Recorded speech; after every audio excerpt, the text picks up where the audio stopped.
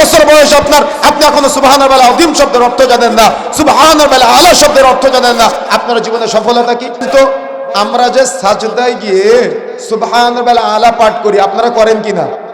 সুবহানাল আলা পাঠ করেন, আপনারা হাত উঠাবেন, আমি তার মধ্যে একজনকে জিজ্ঞাসা করব, এই সুবহানাল আলা শব্দের অর্থটা কয়জন জানেন? অর্থ কয়জন জানেন?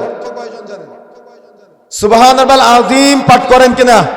কোথায় পাঠ করেন? সুবহানাল আযীম কোথায় পাঠ করেন?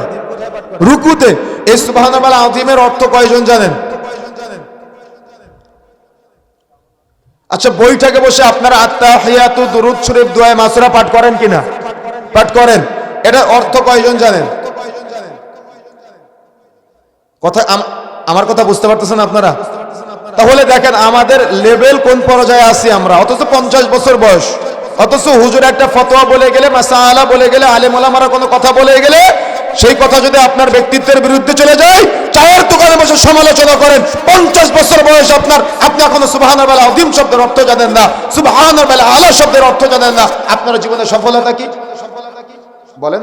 জুমার দিন সভা শেষে মসজিদে যান কেন? মাহফিলে আপনাকে পাওয়া যায় না কেন? তালিমের বৈঠকে আপনাকে পাওয়া যায় না কেন? সব কি ইমাম সাহেবের দায়িত্ব, নাকি জান্নাত আপনাকে নিতে হবে?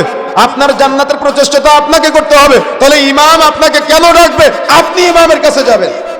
কেন আপনার সন্তান জানে না, কেন জানে না, এই জবাব আপনি বাবা হিসেবে আপনাকে দেওয়া লাগবে কিয়ামতের মাঠে।